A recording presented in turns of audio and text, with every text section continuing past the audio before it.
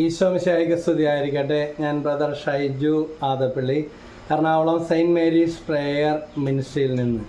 ഇന്നത്തെ നമ്മുടെ സബ്ജക്റ്റ് എന്തുകൊണ്ട് കൃപാസനം ധ്യാനകേന്ദ്രം ശക്തിപ്പെടുന്നു എന്ന്. അപ്പോൾ ആ വാക്ക് നമുക്കൊന്ന് എടുത്ത് നോക്കാം. ഇന്ന് ഏറെ തർക്കിക്കപ്പെടുന്ന, ഏറെ ചർച്ച ചെയ്യപ്പെടുന്ന, ഏറെ വിമർശിക്കപ്പെടുന്ന, ഏറെ പുകഴ്ത്തപ്പെടുന്ന ഒരു നാമമാണ് കൃപാസനം എന്ന് പറയുന്നത്. അപ്പോൾ എന്തുകൊണ്ടാണെന്ന് ആ വാക്കിൽ തന്നെ നമുക്ക് മനസ്സിലാക്കാം. കൃപാസനം, കൃപയുടെ ഇരിപ്പിടം. ഇതാ ദൈവകൃപ നിറഞ്ഞ പരിശുദ്ധ അമ്മയുടെ മധ്യസ്ഥത്തിൽ അറിയപ്പെടുന്ന, അമ്മ ദർശനമരുളുന്ന, വാണരുളുന്ന ഒരു ആലയമാണ് കൃപാസനം ധ്യാനകേന്ദ്രം. എന്താണ് ഇവിടെ നടക്കുന്നത്? സോഷ്യൽ മീഡിയയിലെ പോലും പ്രമുഖർ ഏറെ വിവാദങ്ങളുണ്ടാക്കി തെറ്റിദ്ധരിപ്പിക്കപ്പെടുന്ന രീതിയിൽ ന്യൂസുകൾ കൊടുക്കുകയും പിന്നീട് ആ വ്യക്തികൾ തന്നെ മാനസാന്തരപ്പെട്ട് മാപ്പും പൊറുതിയും നടത്തി കൃപാസനത്തെക്കുറിച്ച് നേരും നിറവുമായിട്ട് സാക്ഷ്യവും പ്രസ്താവനവും നടത്തിയത് മുൻകാലങ്ങളിലെ അവരുടെ വാർത്ത എന്ന് പറഞ്ഞാൽ സത്യവുമാകാം മിഥ്യയുമാകാം. ഒരു വാർത്ത കേട്ടെന്നും പറഞ്ഞിട്ട് യൂട്യൂബിൽ വന്നു, ടി വിയിൽ വന്നു, പത്രത്തിൽ വന്നു എന്ന് പറഞ്ഞിട്ട് അത് സത്യമാകണമെന്ന് നിർബന്ധമില്ല. പല നേരറിവുകളെയും വളച്ചൊടിക്കാൻ ശ്രമിക്കുന്നവരുണ്ട്. എന്തിനു വേണ്ടിയാണ്? വൈറലാകുന്നതിന് വേണ്ടി. പണ്ട് ഒരു മദാമ്മ വന്നിട്ട്, അമേരിക്കയിൽ നിന്ന് വന്നിട്ട് ഇവിടെ കേരളത്തിൽ എറണാകുളത്തുള്ള ഒരു കോളനിയിൽ താമസിക്കുന്ന ഓട്ടോറിക്ഷക്കാരനെ പരിചയപ്പെടുത്തി അവർ തമ്മിൽ ലവായി, അവർ തമ്മിൽ വിവാഹം കഴിച്ചു. വളരെ പ്രമാദമായിട്ട് പ്രശസ്തമായ പത്രത്തിലൊക്കെ ഫോട്ടോ അടക്കം ഫ്രണ്ട് പേജിൽ ഈ വാർത്ത കൊട്ടിഘോഷിച്ചു വന്നു.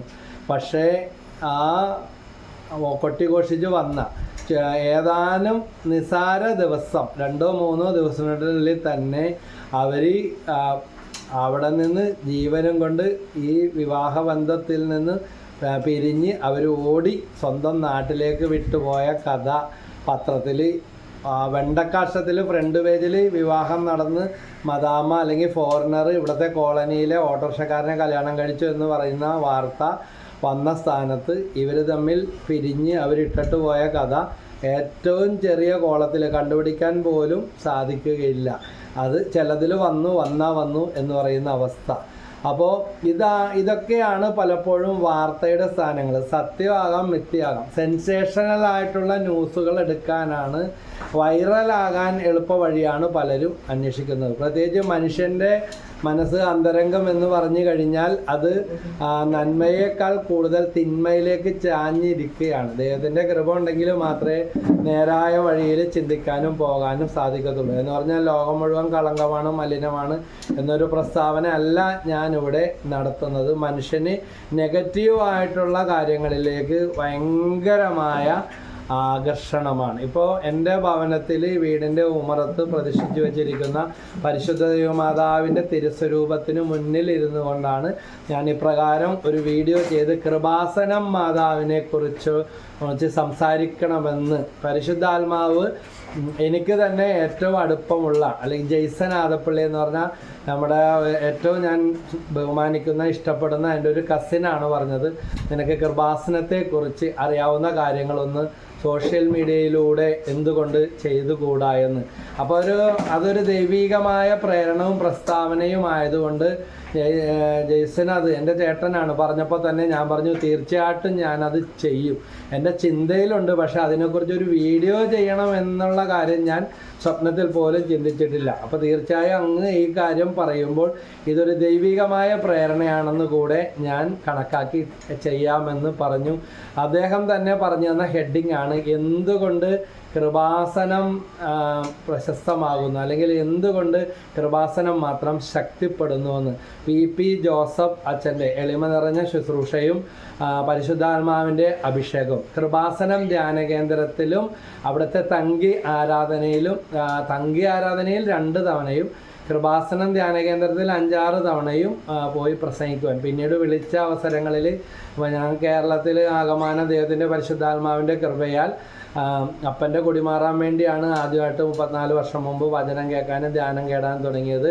ഒന്ന് പറഞ്ഞ് രണ്ടാമത്തേന് കരയുന്ന സ്വഭാവമായിരുന്നു. പക്ഷെ പരിശുദ്ധ അമ്മയോടുള്ള അകൈതവമായ ഒരു ഭക്തി എൻ്റെ അമ്മയിലൂടെ തന്നെ, നിത്യമാതാവിനോടുള്ള പ്രത്യേക ഭക്തി എൻ്റെ അമ്മക്കുണ്ടായിരുന്നു. അതുകൊണ്ട് തന്നെ തല്ലിത്തകർന്നു പോകേണ്ടിയിരുന്ന ഒരു കുടുംബത്തെ കരക്കടുപ്പിക്കാൻ, അല്ലെങ്കിൽ കാറ്റിനെയും കടലിനെയും ശാന്തമാക്കാൻ ദൈവത്തിനായ യേശുവിൻ്റെ കരങ്ങൾ ഉയർന്നത് കൊണ്ടാണ് ഇതാ ഒന്ന് പറഞ്ഞ് രണ്ടാമത്തേന് കരയുന്ന ധൈര്യമില്ലാത്ത ഒരു വ്യക്തിക്ക് ഇത് ദൈവത്തിൻ്റെ ആ വചനം പ്രഘോഷിക്കുവാനായിട്ട് അന്നും ഇന്നും സാധിച്ചു കൊണ്ടിരിക്കുന്നത്. അപ്പോൾ നമ്മൾ കൃപാസനത്തെക്കുറിച്ചാണല്ലോ പറഞ്ഞുകൊണ്ടിരിക്കുന്നത്.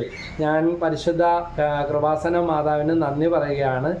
കൃപാസന മാതാവ്, വേളാങ്കണ്ണി മാതാവ്, വല്ലാറുപാടത്തമ്മ, നിത്യതായ മാതാവ്, IMS അമ്മ, ഫാത്തിമ മാതാവ്, ലൂർദ് മാതാവ് എന്നൊക്കെ അറിയപ്പെടുമ്പോൾ ഇതെല്ലാം വേറെ വേറെ മാതാവല്ല.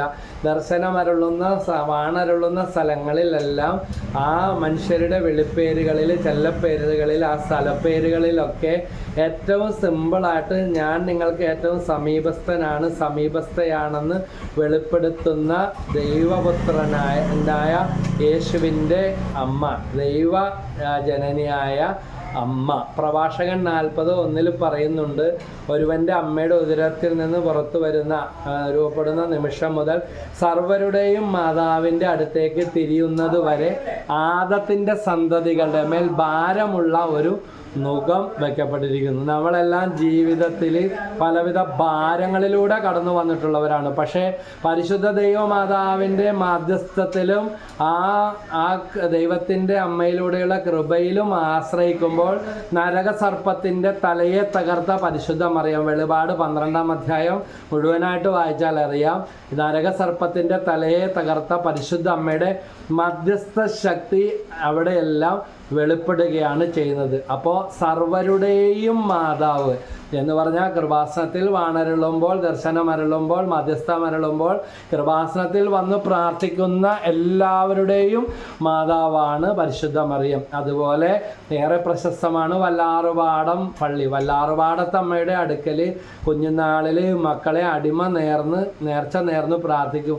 വെള്ളത്തിലും തീയിലും പോകാതിരിക്കാനും മക്കളെ വളർത്തിയെടുക്കാനുള്ള സംരക്ഷണത്തിന് വേണ്ടി. എന്നിട്ട് അവിടെ കൊണ്ടുവന്ന് അടിമ നടത്തി നാനാജാതി മതസ്ഥർ ചെയ്യുന്ന ഒരു കർമ്മമാണ്. അതുപോലെ വേളാങ്കണ്ണി പള്ളിയിൽ ഞാൻ ഈ അടുത്ത കാലത്തുകൂടെ വേളാങ്കണ്ണി മാതാവിൻ്റെ അടുക്കൽ കുടുംബസമേതം പോയി പ്രാർത്ഥിച്ചു വന്നതാണ്. അതൊരു ഭയങ്കര സംതൃപ്തിയും അനുഗ്രഹവുമാണ്.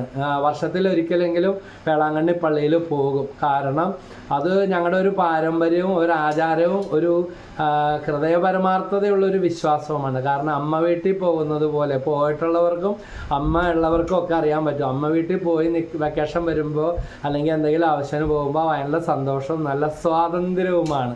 അപ്പം ഇതുപോലെ തന്നെയാണ് വേളാങ്കണ്ണി മാതാവിൻ്റെ അടുത്ത് വരിക എന്ന് പറയുമ്പോൾ അത് നല്ല സന്തോഷമാണ്, നല്ല സംതൃപ്തിയാണ്. അപ്പം ചിലർ ചോദിക്കും, നിങ്ങളുടെ വീട്ടിലും മാതാവിനെ വെച്ചിട്ടില്ല? നമ്മുടെ വീട്ടിലും മാതാവിനെ വെച്ചിട്ടുണ്ട്, കൃപാസനത്തിലും മാതാവിനെ വെച്ചിട്ടുണ്ട്, വേളാങ്കണ്ണിയിലും മാതാവിനെ വെച്ചിട്ടുണ്ട്. പക്ഷേ എല്ലാ സ്ഥലവും ഒരുപോലെ അല്ലല്ലോ. ഫ്രാൻസിസ് മാർപ്പാപ്പ പോട്ട മുരിങ്ങൂർ ധ്യാനകേന്ദ്രങ്ങളെക്കുറിച്ച് പറഞ്ഞ പ്രസ്താവന മനോരമ പത്രത്തിൽ വന്നതാണ്. ലോകത്തിലെ പ്രാർത്ഥിക്കാൻ പറ്റിയ ഏറ്റവും നല്ല 2 പ്രാർത്ഥനാ സ്ഥലങ്ങളാണ് മുരിങ്ങൂർ, പോട്ട ധ്യാനകേന്ദ്രങ്ങൾ. ഏറ്റവും പ്രാർത്ഥിക്കാൻ അനുകൂലമായ പ്രാർത്ഥന നിറഞ്ഞ ഒരു അന്തരീക്ഷവും കാലാവസ്ഥയും. ഓരോന്നിനും ഓരോ സ്ഥലം ആവശ്യമാണല്ലോ. നമുക്കറിയാം, നമുക്ക് വീടിന് സിറ്റ് ഔട്ട് ഉണ്ട്. പരിചിതരായ വ്യക്തികളോ ആളുകളോ ഒക്കെ വരുമ്പോൾ ആ സിറ്റ് ഔട്ടിൽ ഇരുത്തി സംസാരിച്ച് വിടണമെങ്കിൽ വിടും. ഹാളിൽ കയറ്റി ഇരുത്തേണ്ടതാണെങ്കിൽ അങ്ങനെ ഇരുത്തും. ഇനി നമുക്ക് ഏറ്റവും പരിചിതരായവരോ വിരുന്നുകാരോ പ്രിയപ്പെട്ടവരോ ബന്ധുക്കളോ ആണെങ്കിൽ അവർക്ക് നമ്മുടെ വീട്ടിൽ ഏറെ സ്വാതന്ത്ര്യമുണ്ട്. അതുപോലെ അപരിചിതരായവർ വരുമ്പോൾ ബാത്റൂം ചോദിക്കുമ്പോൾ പറയും പുറത്ത് ടോയ്ലറ്റ് ഉണ്ട്, അവിടെ പോകുമെന്ന് പറയും. പക്ഷേ ഏറ്റവും വേണ്ടപ്പെട്ടവർ വരുമ്പോൾ നമ്മുടെ അകത്ത് ഓടിപ്പോയി ഒന്നും കൂടെ വൃത്തിയാക്കിയിട്ട് പറയും ഇതേ ഇവിടെ പോകുമെന്ന് പറയും. ഞാൻ പറഞ്ഞു വരുന്ന ഇതാണ്, ഓരോന്നിനും ഓരോ സ്ഥലമുണ്ട്. അതുപോലെ ഈ പ്രാർത്ഥിക്കാൻ പറ്റിയ നല്ലൊരു അന്തരീക്ഷമാണ് വേളാങ്കണ്ണിയിലും വല്ലാറുപാടത്തും കൃപാസനത്തിലും IMS അമ്മയുടെ സന്നിധിയിലും ഫാത്തിമയിലും ലൂർദിലും. കഴിഞ്ഞ ദിവസം ഞങ്ങൾ വേളാങ്കണ്ണി പോയി എന്നറിഞ്ഞപ്പോൾ രാജി എന്ന് പറഞ്ഞ ബാംഗ്ലൂരിൽ നിന്ന് പ്രാർത്ഥിക്കാൻ വന്ന സഹോദരി പറഞ്ഞ ഇതാണ് ബ്രദറെ, ഇറ്റലി, ലൂർദ്, ഫാത്തിമ അവിടെയൊക്കെ പോണോട്ടോ ഒരിക്കലും വിചാരിച്ചില്ല. പക്ഷേ വ്യത്യസ്ത അനുഭവം തന്നെയാണ്. മറ്റൊരു വ്യക്തി ഇതുപോലെ പറഞ്ഞു, ബ്രദറിന് അവിടെയും പോകാനുള്ള ഭാഗ്യം കിട്ടാൻ വേണ്ടി ഞാൻ പ്രാർത്ഥിച്ചിട്ടുണ്ട്, ബ്രദറിനും ചേച്ചിക്കും പോകാനായിട്ട് ഇടയാകുമെന്ന്. അത് ദൈവം ഇടയാക്കുമ്പോൾ അത് ഇടയാകട്ടെ. വേറെ ചിലർ പറയും, എന്തിനാ കുറേ കാശ് കൊണ്ടുപോയി കളയുന്നത്, അത് പാവങ്ങൾക്ക് കൊടുത്തുകൂടെ, അല്ലെങ്കിൽ വേളാങ്കണ്ണി പോണ കാശ് കൊണ്ട് അത്രയും പൊതിച്ചോറ് കൊടുത്തുകൂടെ? അത് നമ്മൾ കൊടുക്കുന്നുണ്ടല്ലോ, പഴയരി കിടക്കുന്നവർക്ക് ഭക്ഷണപ്പൊതി കൊടുക്കുന്ന. അപ്പോൾ നമുക്ക് ജീവിതത്തിൽ പലതരം ചിലവുകളും പലതരം ആവശ്യങ്ങളും പലതരം ഡിമാൻഡ്സും പലതരം ആഘോഷങ്ങളാണ്. എല്ലാം കൊണ്ടുപോയി പൊതിച്ചോറ് കൊടുക്കാനും പാവങ്ങളെ കൊടുക്കാനും അങ്ങനെ അല്ലല്ലോ. നമ്മുടെ ജീവിതത്തിന് ഓരോ ലക്ഷ്യങ്ങളും ആഗ്രഹങ്ങളും ഉണ്ട്. അതെല്ലാം പൂർത്തീകരിക്കുവാനും ജീവിച്ചിരിക്കുമ്പോൾ മാത്രമേ നമുക്ക് സാധിക്കത്തുള്ളൂ. യേശുവിൻ്റെ പാദം കഴുകി സുഗന്ധാഭിഷേകം നടത്തിയ പാപിനിയായ സ്ത്രീ അത് ചെയ്യുന്നത് കണ്ടപ്പോൾ വിമർശകർ പറഞ്ഞു, ഇതുകൊണ്ട് എന്തോരം പാവങ്ങളെ സഹായിക്കാം ഈ സുഗന്ധാഭിഷേകത്തിൻ്റെ പൈസ കൊണ്ട്. അപ്പോൾ യേശു പറഞ്ഞു, ദരിദ്ര ലോകാവസാനത്തോളം നിങ്ങളോട് കൂടെ ഉണ്ടായിരിക്കുമല്ലോ. അതായത് എന്ന് വേണമെങ്കിലും എപ്പോൾ വേണമെങ്കിലും നിങ്ങൾക്ക് ഇങ്ങനത്തെ കാര്യങ്ങൾ ചെയ്യാനും സഹായിക്കാനും പറ്റുമല്ലോ എന്നാണ്. അപ്പോൾ വീണ്ടും നമുക്ക് കൃപാസനത്തിലേക്ക് തന്നെ കടന്നു വരാം. കൃപാസനം മാതാവ് യേശുവിൻ്റെ അമ്മയായ പരിശുദ്ധ അമ്മ തന്നെയാണ്. അല്ലാതെ ബൈബിളിൽ നിന്ന് വ്യത്യസ്തമായ ഒരു മുഖമോ കഥാപാത്രമോ അല്ല കൃപാസനം മാതാവ്. ഇനി കൃപാസനത്തിൽ വരുമ്പോൾ എന്തുകൊണ്ടാണ് റോമാലേഖനത്തിൽ 10-ാം അധ്യായത്തിൽ പറയുന്നത് ഇതാണ്, വിശ്വാസം കേൾവിയിൽ നിന്നും കേൾവി ക്രിസ്തുവിനെ കുറിച്ചുള്ള പ്രസംഗത്തിൽ നിന്നുമാണ്. അപ്പം കൃപാസനത്തിൽ കാലുകുത്തുന്നത് കേട്ട് കേൾവിയും പറഞ്ഞ് വിശ്വാസവും അതേ സാക്ഷ്യങ്ങൾ, അവിടെ സാക്ഷ്യങ്ങൾക്ക് വളരെ പ്രാധാന്യം കൊടുക്കുന്നുണ്ട്. മറ്റ് ധ്യാന കേന്ദ്രങ്ങളിൽ ശുശ്രൂഷകളൊക്കെ ചെയ്യുന്നുണ്ടെങ്കിലും ഒരു വളരെയധികം മോട്ടിവേഷണലായിട്ടുള്ള അവിടുത്തെ സാക്ഷ്യങ്ങൾ വീഡിയോസ് അനേകരെ സ്പർശിക്കുകയും നാനാ ദിക്കുകളിൽ നിന്ന് ദൈവജനം കേട്ട് കേൾവി ദർശനം 1 യോഹന്നാൻ 1:1 ഞങ്ങൾ കണ്ടതും കേട്ടതും സ്പർശിച്ചതും സൂക്ഷിച്ചു വീക്ഷിച്ചതുമായ ജീവൻ്റെ വചനത്തെക്കുറിച്ച് ഞങ്ങൾ സാക്ഷ്യപ്പെടുന്നു. അപ്പോൾ കൃപാസനത്തിൽ വന്നതും കണ്ടതും സ്പർശിച്ചതും കേട്ടതുമായ സാക്ഷ്യങ്ങൾ അനേകർ ഇന്ന് സോഷ്യൽ മീഡിയയിലൂടെയും അവിടുത്തെ പ്രസിദ്ധീകരണമായ കൃപാസനം പത്രത്തിലൂടെയും സാക്ഷ്യങ്ങളായി അനേകർ കൊണ്ടുപോയും പ്രചരിപ്പിക്കുകയും വിതരണം ചെയ്യുന്നു. അതുപോലെ അവിടുത്തെ കാശരൂപങ്ങൾ ഉപയോഗിക്കുകയും ധരിക്കുകയും ചെയ്യുന്ന ഒരു വിശ്വാസത്തോടെ ഇന്ന് ഞാൻ അതിൻ്റെ ഒരു വീഡിയോ കാണാനിടയായി. 1 മിനിറ്റ് വീഡിയോ. ഒരു സഹോദരി ഗവൺമെൻറ് ഓഫീസിൽ അവരുടെ വീട് പണിയുമായി ബന്ധപ്പെട്ട കാര്യങ്ങൾക്ക് കയറി ഇറങ്ങി മടുത്തിരിക്കുമ്പോൾ കൃപാസനത്തിൽ വന്ന് പ്രാർത്ഥിക്കുക, അവിടുത്തെ കാശരൂപം ലഭിച്ച് ആ കാശരൂപവും പിടിച്ചുകൊണ്ട് പോകാൻ തുടങ്ങിയപ്പോൾ പെട്ടെന്ന് തന്നെ തടസ്സങ്ങൾ മാറി ഇത്രയും നാൾ നടക്കാത്ത കാര്യം നടത്തി കിട്ടിയെന്നും പറഞ്ഞ് ഒരു സാക്ഷ്യം പറയുന്നു കേട്ടു. ഇങ്ങനെ ഒട്ടനവധി സാക്ഷ്യങ്ങൾ നിങ്ങളും ഞങ്ങളും കേട്ട് കാണും. കണ്ണടച്ചു പിടിച്ചിട്ട് ഇരുട്ടാണെന്ന് പറയേണ്ട കാര്യമില്ല. വെളിച്ചം തന്നെയാണ്. അതുകൊണ്ട് നമുക്ക് മലയാളികൾക്ക് പൊതുവേ ഒരു സ്വഭാവമുണ്ട്, ഏത് നല്ല കാര്യം വരുമ്പോഴും ആദ്യം അതിനെ വിമർശിക്കുക, എതിർക്കുകയും പിന്നെ 2 കൈ നീട്ടി സ്വീകരിക്കുകയും. കഴിഞ്ഞ ദിവസം ഞാൻ പത്രത്തിൽ കണ്ട ഇതാണ്, മാലിയിൽ ഈ മറ്റ് സ്ഥലങ്ങളിൽ എയറോപ്ലെയിൻ, ഇവിടെ മത്സ്യബന്ധനം തടസ്സപ്പെടും, മത്സ്യക്കുഞ്ഞുങ്ങൾ നഷ്ടപ്പെടും, മത്സ്യത്തിൻ്റെ മുട്ട നഷ്ടപ്പെടും എന്നും പറഞ്ഞ് ഓടിച്ചു വിട്ടിരിക്കുകയാണ്. അവിടെയും ഉള്ളത് മത്സ്യങ്ങളും മത്സ്യക്കുഞ്ഞുങ്ങളും തന്നെയല്ലേ. ഇവിടെ കമ്പ്യൂട്ടർ വന്നപ്പോഴും മൊബൈൽ ഫോൺ വന്നപ്പോഴും എല്ലാം സമരം ചെയ്യുകയും ഗരാവോ ചെയ്യുകയും ധർണ നടത്തുകയും വരാൻ പോകണമെന്ന് അറിഞ്ഞപ്പോൾ വലിയ ഒച്ചപ്പാടുണ്ടായി. പക്ഷേ അന്ന് ധർണ നടത്തുകയും ഗരാവോ ചെയ്യുകയും ബഹളമുണ്ടാക്കുകയും ചെയ്തവരുടെ പോക്കറ്റിൽ ഇന്ന് മൊബൈൽ ഫോൺ ഒന്നിലധികവും അതുപോലെ പോക്കറ്റിലും വീട്ടിലും ലാപ്ടോപ്പും തൂക്കിപ്പിടിച്ച് നടക്കുന്ന അവസ്ഥകളൊക്കെ നമ്മൾ കാണുന്നുണ്ട്. അപ്പോൾ വിമർശനങ്ങൾ നല്ലതാണ്, പക്ഷെ അത് ആരോഗ്യകരമായിരിക്കണം. നീലം വെള്ളത്തിൽ വീണ കുറുക്കൻ്റെ കഥ കേട്ടിട്ടുണ്ട്. ഗ്രാമത്തിൽ പോയി ഭക്ഷണം കാട്ടിൽ കിട്ടാതെ അപ്പോൾ ഗ്രാമത്തിൽ പോയി അവിടെ ഒരു വീട്ടിൽ മോഷ്ടിക്കാൻ കയറി അലക്കുകാരൻ്റെ നീലം വെള്ളത്തിൽ വീണ കുറുക്കൻ കാട്ടിൽ വന്നു കഴിഞ്ഞപ്പോൾ ഈ നീല നിറത്തിൽ മുങ്ങി വന്നപ്പോൾ ഏതോ അന്യഗ്രഹ ജീവിയാണെന്നും പറഞ്ഞ് അവനെ പിടിച്ച് രാജാവാക്കി എല്ലാവരും കൂടി. പക്ഷേ അമാവാസി ദിവസം മറ്റു കുറുക്കന്മാരൊക്കെ കൂകിയപ്പോൾ ഈ നീലം വെള്ളത്തിൽ വീണ കുറുക്കനും അറിയാതെ കൂകിപ്പോയി. എന്ന് പറഞ്ഞാൽ സ്വന്തം തനിമ സ്വഭാവം എത്ര മൂടി വെച്ചാലും അത് പുറത്തു വരാതിരിക്കുകയില്ല. അതുകൊണ്ട് എല്ലാവരും വിമർശിക്കുന്നു. ഒന്നും അറിയാത്തവരും പോകാത്തവരും ഒന്നവിടെ പോയി നോക്ക്. ഞാൻ കൃപാസനത്തിൽ സ്ഥിരമായിട്ട് പോകുന്ന ആളോ അല്ലെങ്കിൽ പോയി ഉടമ്പടി ഒന്നും എടുത്തിട്ടുള്ള ആളല്ല. നിങ്ങൾക്ക് ഇഷ്ടമുണ്ടെങ്കിൽ എടുക്കാം. എന്നോട് ചിലർ ചോദിക്കും ഉടമ്പടി എടുക്കണം നല്ലതാണ്, ഉടമ്പടി എടുക്കണോ, എടുത്താൽ കുഴപ്പമുണ്ടോ എന്ന്. എന്നോട് ചോദിച്ചിട്ടുള്ളവരോട് ഞാൻ പറഞ്ഞിട്ടുള്ളതാണ്, ഉടമ്പടി എടുക്കുക എന്ന് പറഞ്ഞത് മാമോദീസ പോലെയോ ഫസ്റ്റ് കമ്മ്യൂണിയൻ പോലെയോ വിവാഹ ഉടമ്പടി പോലെയോ അല്ല. അത് അവിടുത്തെ ഒരു പ്രാർത്ഥനാ രീതിയാണ്. അത് നമുക്ക് ആവശ്യമുണ്ടെങ്കിൽ എടുക്കാം. അപ്പോൾ ആവശ്യമില്ലെങ്കിൽ എടുക്കണ്ട. അത് ആരെയും നിർബന്ധിക്കുന്നില്ല. ഇഷ്ടമുള്ള വിശ്വാസികൾ താല്പര്യത്തോടെ അവിടെ പറയുന്ന നിബന്ധനകൾ പാലിച്ച് അതിന് ഉതകുന്ന വചനങ്ങളൊക്കെ അവിടെ എഴുതി വെച്ചിട്ടുണ്ട്. ഉടമ്പടി എന്താണ്, എന്തുകൊണ്ടാണ് ഉടമ്പടി, ബൈബിളിൽ എവിടെയാണ് ദൈവജനവും ഇസ്രായേലും ദൈവമായിട്ട് ചെയ്ത ഉടമ്പടികൾ എന്തൊക്കെയാണ്, ഉടമ്പടി എടുത്തപ്പോൾ ഉണ്ടായ അനുഭവങ്ങൾ എന്തൊക്കെയാണെന്ന് അവിടെ വ്യക്തമായിട്ട് പറഞ്ഞിട്ടുണ്ട്. അപ്പോൾ അതൊക്കെ പോയി വായിച്ചു നോക്കി കഴിയുമ്പോൾ മാർക്കോസ് 12:24 പറയുന്നുണ്ട്, വിശുദ്ധ ലിഖിതങ്ങളോ ദൈവത്തിൻ്റെ ശക്തിയോ അറിയാഞ്ഞിട്ടല്ലേ നിങ്ങൾക്ക് തെറ്റുപറ്റുന്നത് എന്ന്. അതുകൊണ്ട് ഉടമ്പടി എടുക്കുന്നവരെ എടുത്തോട്ടെ, എടുക്കാൻ പറ്റാത്തവരെടുക്കണ്ട. പക്ഷേ ദൈവവചനത്തിൽ പറഞ്ഞ കോഴ്സുകൾ അവിടെ എഴുതി വെച്ചിട്ടുണ്ട്. എവിടെയൊക്കെ ഏതെല്ലാം രീതിയിൽ ഉടമ്പടിയെക്കുറിച്ച് ബൈബിളിൽ പറഞ്ഞിട്ടുണ്ടെന്ന്. വിശുദ്ധ ഗ്രന്ഥ അധിഷ്ഠിതമായിട്ടുള്ള അച്ഛൻ്റെയും ടീമിൻ്റെയും പഠനങ്ങളെ ബേസ് ചെയ്തുകൊണ്ടാണ് അവിടെ ഉടമ്പടി നടത്തുന്നത്. ഇതുപോലെ IMS ധ്യാന കേന്ദ്രത്തിൽ സമർപ്പണ പ്രാർത്ഥനയും മേലങ്കി സമർപ്പണം, മെയ് മാസ വണക്കം എന്നൊക്കെ പറഞ്ഞുള്ള പ്രാർത്ഥനാ രീതികളുണ്ട്. അതുപോലെ കുട്ടികൾക്ക് പിന്നെ ചോറൂട്ട്, ഇതൊക്കെ ഇഷ്ടമുള്ളവർ നടത്തും, ഇഷ്ടമില്ലെങ്കിൽ നടത്തണ്ട. നമ്മൾ നടത്തിയത് കൊണ്ടോ നടത്താത്തത് കൊണ്ടോ ആരെയും മോശക്കാരായി ചിത്രീകരിക്കേണ്ട കാര്യമില്ല. നമുക്ക് ഇഷ്ടമുണ്ടെങ്കിൽ അത് സ്വീകരിക്കാൻ. 2 ദിനവൃത്താന്തം 7-ാം അധ്യായത്തിൽ 14 മുതലുള്ള വാക്യങ്ങളിൽ പറയുന്നുണ്ട്, എൻ്റെ നാമം പേറുന്ന എൻ്റെ ജനം എന്നെ അന്വേഷിക്കുകയും തങ്ങളെ തന്നെ എളിമപ്പെടുത്തി തങ്ങളുടെ ദുർമാർഗങ്ങളിൽ നിന്ന് പിന്തിരിയുകയും ചെയ്താൽ ഇവിടെ നിന്നുയരുന്ന പ്രാർത്ഥനകൾക്ക് നേരെ എൻ്റെ കണ്ണും കാതും സദാ ജാഗരൂകമായിരിക്കും.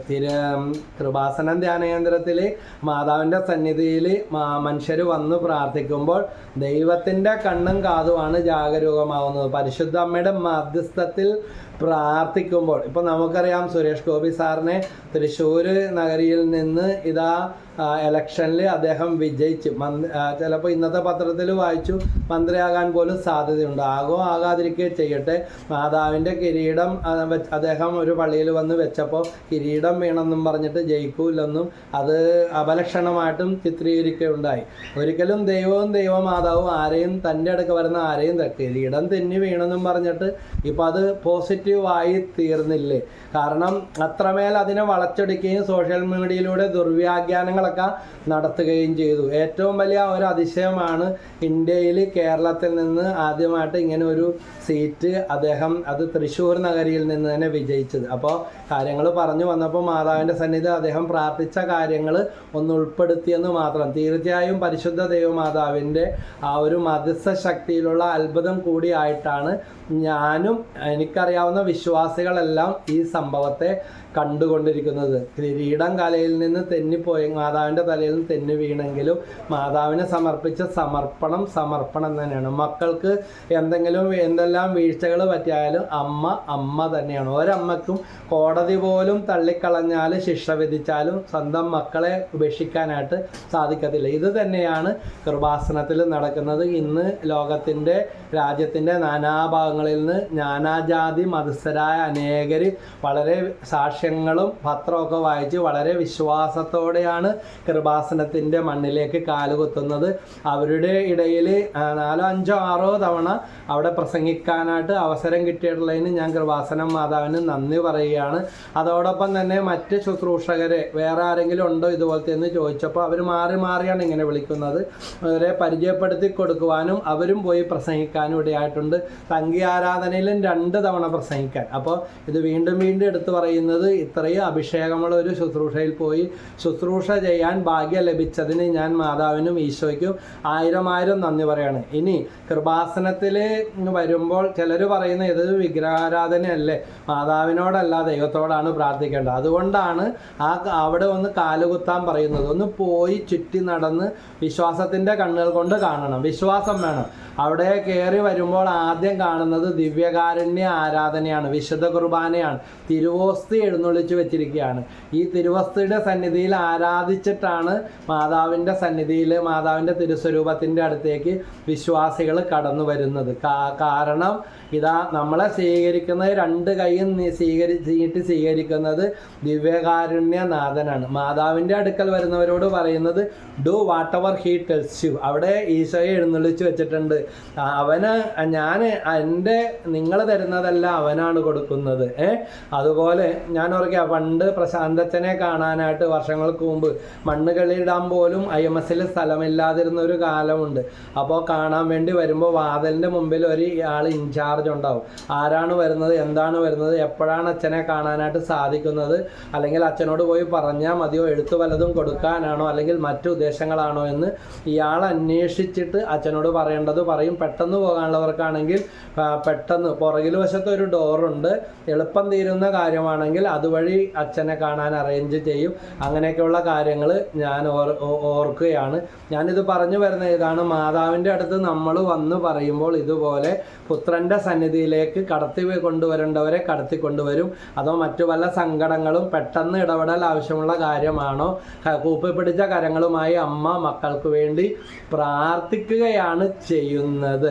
യേശു ഇങ്ങനെ ചെയ്തതുകൊണ്ട് യേശു ആകാതിരിക്കത്തില്ല.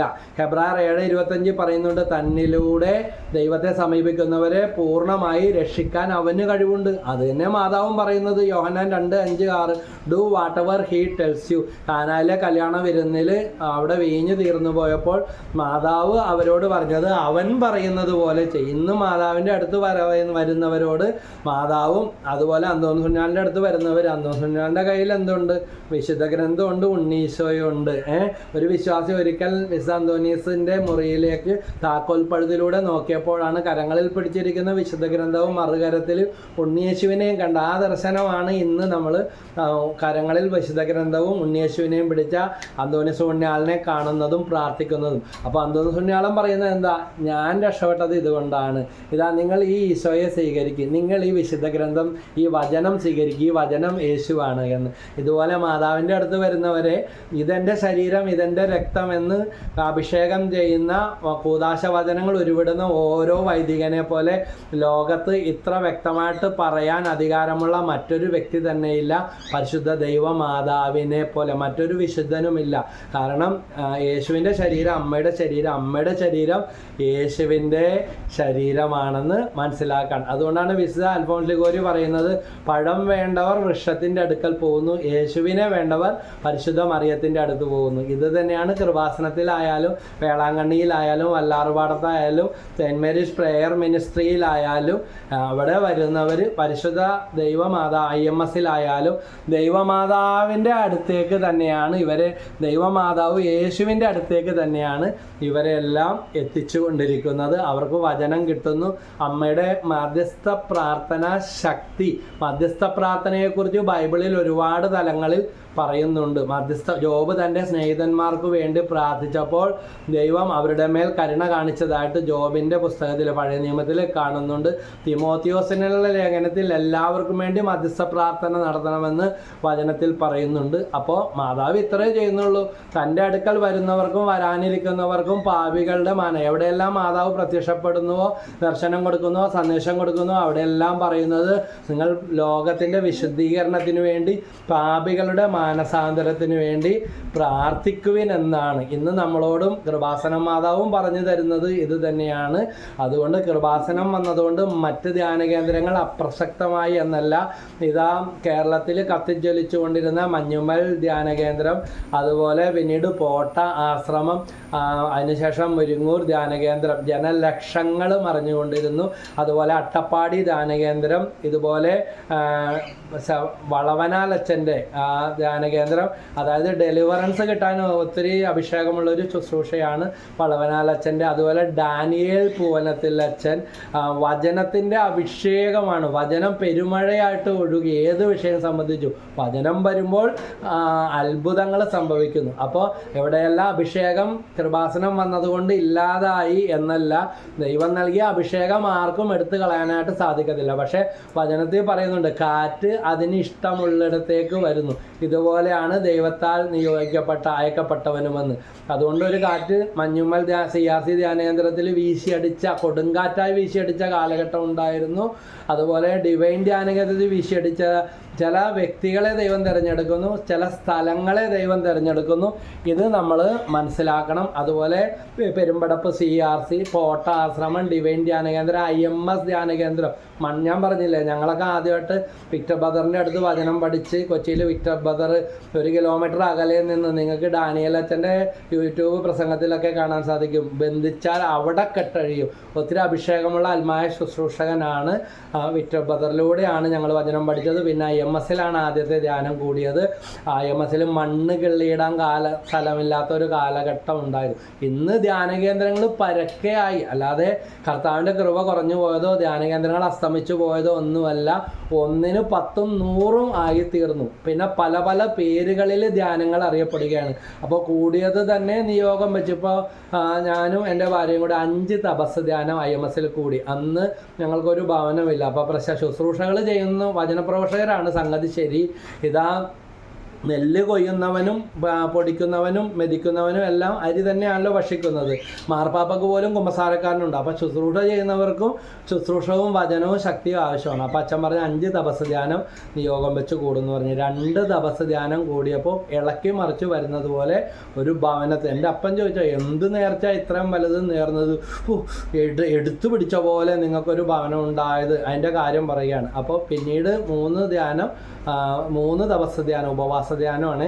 3 ദിവസം വെള്ളം മാത്രം കുടിച്ച്, അതും കുടിക്കാതെ ധ്യാനം കൂടുന്നവരുണ്ട്. വചനം കേട്ട് കുർബാനയും പ്രാർത്ഥനയ്ക്കും. അപ്പോൾ അങ്ങനെ കൂടി 5 ധ്യാനം ഞങ്ങൾ നേർച്ച പൂർത്തീകരിച്ച് തുറക്കുകയാണ്. ഇനി നിങ്ങൾ നമ്മൾ കൃപാസനത്തിൽ പോയാലും വേളാങ്കണ്ണി പോയാലും IMSൽ പോയാലും പോട്ടയിൽ പോയാലും മുരിങ്ങൂർ പോയാലും ഡാനിയേൽ അച്ഛൻ്റെ അടുത്ത് പോയാലും സേവർഖാൻ അച്ഛൻ്റെ അടുത്ത് പോയാലും വളവന അച്ഛൻ്റെ അടുത്ത് പോയാലും ഇവരെല്ലാം പറയുന്ന ആദ്യത്തെ കാര്യം വിശുദ്ധ കുർബാനയാണ്. ഇവിടെ എല്ലാം നടക്കുന്നത് കുർബാനയാണ്. വല്ലാറമ്പള്ളി പെരുന്നാൾ വരുമ്പോൾ ഇനി IMS ധ്യാനകേന്ദ്രത്തിൽ എനിക്ക് ഏറ്റവും അടുത്തറിയാവുന്ന, ഞാൻ ശുശ്രൂഷ ചെയ്യുന്ന ഒരു സ്ഥാപനം, അപ്പോൾ പ്രശാന്തത്തിൻ്റെ ടീമിൽ IMS ധ്യാനകേന്ദ്രത്തിൻ്റെ അകത്ത് തന്നെ പല സെക്ഷനായിട്ട് എത്ര പള്ളിയും നിത്യാരാധനയും ഉണ്ടെന്നറിയാമോ? അവിടെയെല്ലാം ഒരു ദിവസം തന്നെ മാറി മാറി എത്ര വിശുദ്ധ കുർബാനയാണ് നടക്കുന്നതെന്ന് അറിയാമോ? ഇതുപോലെ തന്നെയാണ് കൃപാസനത്തിലും വിശുദ്ധ കുർബാനയാണ് ശക്തി കേന്ദ്രം. പരിശുദ്ധ ദേവമാതാവിൻ്റെ കാര്യവും മധ്യസ്ഥ എല്ലാം ഉണ്ടെങ്കിലും അവിടെ നടക്കുന്നത് വിശുദ്ധ കുർബാനയാണ്. വിശുദ്ധ കുർബാനയിൽ വരുന്നവർക്ക് വേണ്ടി എല്ലാം പ്രാർത്ഥിക്കുമ്പോൾ ഏറ്റവും വലിയ പരിഹാര ശുശ്രൂഷയാണ്. എല്ലാ കെട്ടുകൾ കഴിയും, അത്ഭുതങ്ങൾ നടക്കും. അതുകൊണ്ട് മാറി നിന്ന് കമൻറ്റ് പറയും, വിമർശിക്കുകയും ചെയ്യുന്നവർ ഒന്ന് അതിലേക്ക് അവിടെ വന്ന് കാര്യങ്ങൾ പഠിക്ക്, കാണ്, പ്രാർത്ഥിക്ക്. അപ്പോൾ തീർച്ചയായും നിങ്ങളും സാക്ഷികളും അത്ഭുതങ്ങളുമായി മാറും. മത്തായി 13:57 പറയുന്നുണ്ട്, പ്രവാചകൻ സ്വന്തം നാട്ടിലും സ്വന്തം ഭവനത്തിലും അല്ലാതെ എങ്ങും അവമതിക്കപ്പെടുന്നില്ല എന്ന്. അതുകൊണ്ട് സ്വന്തം നാട്ടിലെ മുറ്റത്തെ മുല്ലയ്ക്ക് മണമില്ല എന്ന് പറയുന്നത് പോലെ സ്വന്തം നാട്ടിലുള്ളതിനെ പുച്ഛിച്ച് തള്ളിയിട്ട് കിലോമീറ്ററുകൾ അപ്പുറം അല്ലെങ്കിൽ അബ്രോഡ് പുറത്തൊക്കെ പോയി തീർത്ഥാടന കേന്ദ്രം സന്ദർശിക്കുന്നതിന് മുമ്പ് അവനവൻ്റെ മണ്ണിലുള്ളതൊക്കെ ഒന്ന് കണ്ണ് തുറന്നു മനസ്സിലാക്ക്. ഇതിനെല്ലാം അപകീർത്തിപ്പെടുന്നവർ ദൈവത്തെ തന്നെയാണ് ദുഷിക്കുന്നത്. കാരണം നമ്മിൽ ആരുടെയെങ്കിലും അപ്പനെയും അമ്മയെയും ആരെങ്കിലും ഉയർത്തി പറഞ്ഞാൽ ആ മക്കൾ എത്രമാത്രം സന്തോഷിക്കും. അപ്പനെ അമ്മയെ അപകീർത്തിപ്പെടുത്തിയാൽ ആ മക്കൾ എത്ര വയലൻ്റ്, എത്ര അസ്വസ്ഥരാകും എന്ന് ഓർക്കുക. ഇതുപോലെ ദൈവത്തിൻ്റെ മാതാവിൻ്റെ മാധ്യസ്ഥത്തെ അവിശ്വസിക്കുകയും തള്ളിപ്പറയുകയും ചെയ്യുമ്പോൾ സ്വർഗത്തെ തന്നെയാണ്, യേശുവിനെ തന്നെയാണ് നമ്മൾ അപമാനിക്കുകയും തള്ളിപ്പറയുകയും പരിശുദ്ധാത്മാവിൻ്റെ പ്രവർത്തനങ്ങളെ നിന്ദിക്കുകയുമാണ് ചെയ്യുന്നത് എന്ന് ഓർക്കുക. അതുകൊണ്ട് കണ്ണുള്ളവൻ കാണട്ടെ, കാതുള്ളവൻ കേൾക്കട്ടെ, അതരമുള്ളവൻ നാവ് തുറന്ന് സംസാരിക്കട്ടെ. ദൈവം തന്ന അനുഗ്രഹങ്ങൾ കിട്ടിയവർ അത് സാക്ഷ്യപ്പെടുത്തട്ടെ. അറിയില്ലെങ്കിൽ വിളമ്പാൻ വേണ്ടി പോകണ്ട. അറിയാത്തത് അറിഞ്ഞ് മനസ്സിലാക്കുക. മാർക്കോസ് 12:24 വിശുദ്ധ ലിഖിതങ്ങളോ ദൈവത്തിൻ്റെ ശക്തിയോ അറിയാഞ്ഞിട്ടല്ലേ നിങ്ങൾക്ക് തെറ്റുപറ്റുന്നത്. അതുകൊണ്ട് ദൈവം ചില പ്രത്യേക സ്ഥലങ്ങളെ തിരഞ്ഞെടുക്കുന്നു. അത് ദൈവത്തിൻ്റെ ഇഷ്ടമാണ്. മാർക്കോസ് 3:13 മുതലുള്ള വാക്യങ്ങളിൽ പറയുന്നുണ്ട്, അവൻ മലമുകളിലേക്ക് കയറി തനിക്ക് ഇഷ്ടമുള്ളവരെ അടുത്ത് വിളിച്ചു, തന്നോടുകൂടെ ആയിരിക്കാനും പ്രസംഗിക്കാൻ അയക്കാനും പിശാചുക്കളെ ബഹിഷ്കരിക്കുക അവരെ തിരഞ്ഞെടുത്ത് നിയോഗിച്ചു. ദൈവം മറ്റ് ധ്യാന കേന്ദ്രങ്ങളെല്ലാം നല്ലത് തന്നെയാണ്. പല പല ധ്യാനങ്ങൾ കേരളത്തിൻ്റെ നാനാഭാഗത്തുണ്ട്. ഒന്നിനെ ഉയർത്തിയിട്ട് മറ്റേതിനെ ചെളിവാരി എറിയുമ്പോൾ വാരുന്നവൻ തന്നെയാണ് നാറുന്നതെന്ന് ഓർക്കുക. എല്ലായിടത്തും പ്രവർത്തിക്കുന്നത് ഒരു ശരീരത്തിലെ അവയവം പോലെ, ഒരു പൂന്തോട്ടത്തിലെ വിവിധ പൂക്കളും ചെടികളും പോലെ ദൈവത്തിൻ്റെ കൃപകളാണ് വ്യത്യസ്തമായ രീതിയിൽ പ്രവർത്തിച്ചു കൊണ്ടിരിക്കുന്നത്. അവയെ നിന്ദിക്കുന്നവൻ ദൈവത്തെ തന്നെയാണ് നിന്ദിക്കുന്നത്. അതുകൊണ്ട് ഈ കൃപ നിറഞ്ഞവരാരും ദൈവത്തെയോ ദൈവ ശുശ്രൂഷയോ തള്ളിപ്പറയുകയില്ല. അതുകൊണ്ട് അത്ഭുതങ്ങളെ ഭയങ്കര മാസ്മരികമായിട്ട് അത്ഭുതത്തിന് ഭയങ്കര പ്രസക്തിയൊന്നും കൊടുക്കണ്ട. അവസാനം അത്ഭുതം തേടി പോകുന്നവർ തലക്ക് വട്ട് പിടിച്ച പോലെ അത്ഭുതം കിട്ടാതാവുമ്പോൾ വിശ്വാസം മരവിച്ചു. അതുകൊണ്ട് ദൈവത്തിന് ഒന്നാം സ്ഥാനം കൊടുത്തു. മാതാവിൻ്റെ അടുത്ത് വരുമ്പോൾ ഈശോയ്ക്ക് ഒന്നാം സ്ഥാനം കൊടുക്കാം. അവിടുത്തെ വചനത്തിന് ഒന്നാം സ്ഥാനം കൊടുക്കാം. പിന്നെ സൂര്യപ്രകാശം ഉള്ളിടത്ത് അവിടെ ചൂടുണ്ടാകും, വെളിച്ചം ഉണ്ടാകും, എല്ലാം ഉണ്ടാകും. ഇതുപോലെ മാതാവിൻ്റെ സന്നിധിയിൽ വരുമ്പോൾ അവിടെ വചനമുണ്ട്, അവിടെ യേശുവുണ്ട്, അവിടെ വിശ്വകുർബാനയുണ്ട്, അവിടെ പരിശുദ്ധാത്മാവ് പ്രവർത്തിക്കും. അനുഗ്രഹങ്ങൾ തന്നെ വന്നോളൂ. അത്ഭുതം മാത്രം എപ്പോഴും തേടി നടന്നാൽ അത് ഏറ്റവും അപവാദത്തിലേക്ക് പിന്നീട് അങ്ങനെയുള്ളവർ പോലും ഇപ്പം പണ്ടത്തെ പോലെ ഇല്ലെന്നും പറഞ്ഞ് ഈ ധ്യാന കേന്ദ്രം കിട്ടുക ആദ്യമാണ് ഇങ്ങനെ ഓടി നടക്കും. Brother Benny Punnathara, Shalom TV chairman, Shalom പ്രസിദ്ധീകരണങ്ങളുടെ ചെയർമാനാണ് അദ്ദേഹം. ഒരാത്മായ പ്രേക്ഷിതൻ ഷെവലിയാർ ഡോക്ടർ ബെന്നി പുന്നത്തറ അദ്ദേഹം പറയുന്നത് ഇതാണ്, ഇങ്ങനെ അവിടെ ഇവിടെ ഓടി നടന്നുകൊണ്ടിരിക്കുന്നവർ ഒരിക്കലും ആത്മാവിൻ്റെ പ്രതിധ്വനികൾ എന്ന് പറഞ്ഞാൽ അദ്ദേഹത്തിൻ്റെ പുസ്തകത്തിൽ രേഖപ്പെടുത്തിയിരിക്കുക, ആത്മീയ വളർച്ച പ്രാപിക്കുകയില്ല. ഇങ്ങനെ ഓടി നടക്കും. അവിടെ കേൾക്കുമ്പോൾ അവിടെ, ഇവിടെ കേൾക്കുമ്പോൾ ഇവിടെ. അതുകൊണ്ട് ദൈവത്തിൻ്റെ ശക്തമായ കരത്തിൽ താഴ്മയോടെ നിന്നുകൊണ്ട് ഒരു സ്ഥലത്ത് പോയി എന്ന് പറഞ്ഞുകൊണ്ട് മറ്റേ ധ്യാനേന്ദ്രത്തെയും മറ്റേ ധ്യാനഗുരുക്കന്മാരെയും ഒരു കാലത്ത് ദൈവത്തെ പോലെ കണ്ടിരുന്നവർ, അതാ കുഴപ്പം. ദൈവമായിട്ട് കാണും.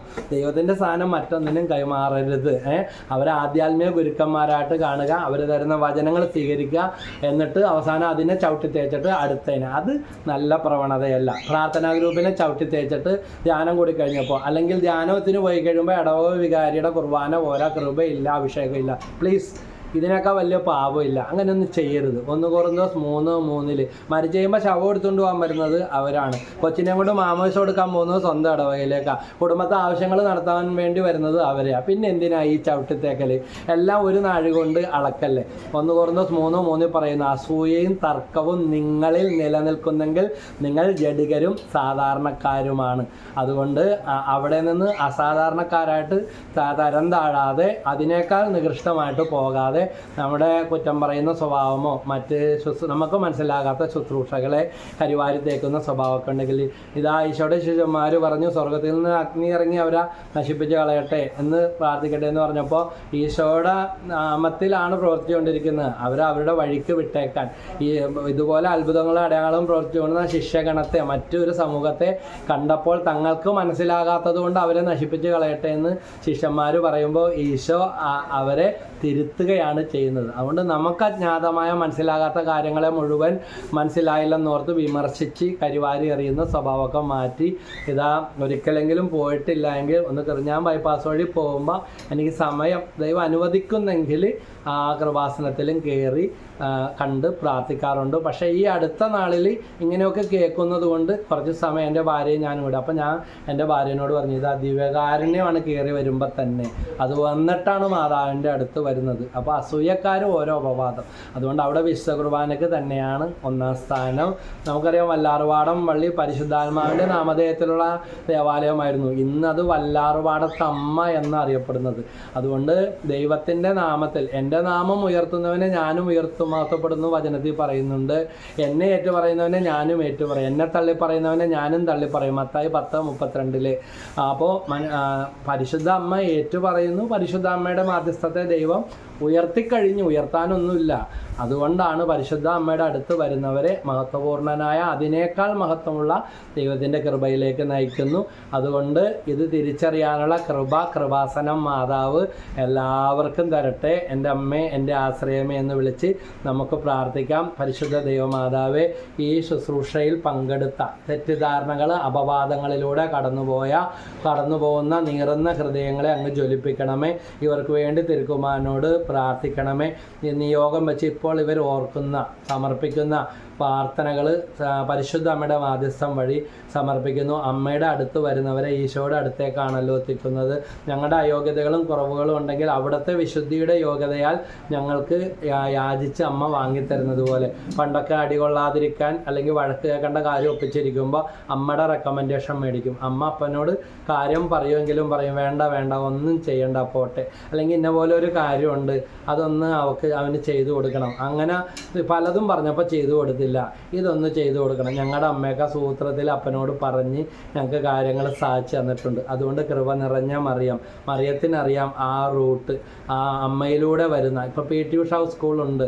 PT ഉഷയുടെ ആ സ്കൂളിൽ ആ സ്ഥാപനത്തിൽ ചേർന്ന് പഠനത്തോടൊപ്പം കായികക്ഷമത വർദ്ധിപ്പിക്കുന്നു.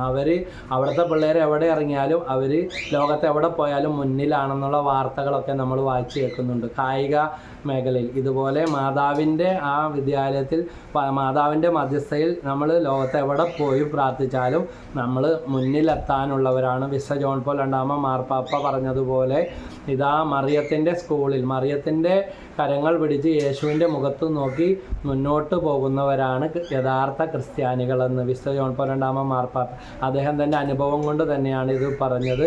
പട്ടാള വണ്ടിയിടിച്ച് അപ്പനും അമ്മയൊക്കെ നഷ്ടപ്പെട്ട കാലഘട്ടങ്ങളിൽ നഷ്ടപ്പെട്ടു, സഹോദരിയെ നഷ്ടപ്പെട്ടു, ഒരു കുടുംബത്തിൻ്റെ താഴ്വേരറ്റുപോകുന്ന പോലത്തെ അവസ്ഥ. പട്ടാള വണ്ടി ഇടിച്ച് കൂലിവേലക്കും പോവും, പഠിക്കാനും പോവും. കടന്ന നാളുകളിൽ ഇതാ ബോധം വന്നപ്പോൾ അടിയന്തരാവസ്ഥ കാലത്താണ്.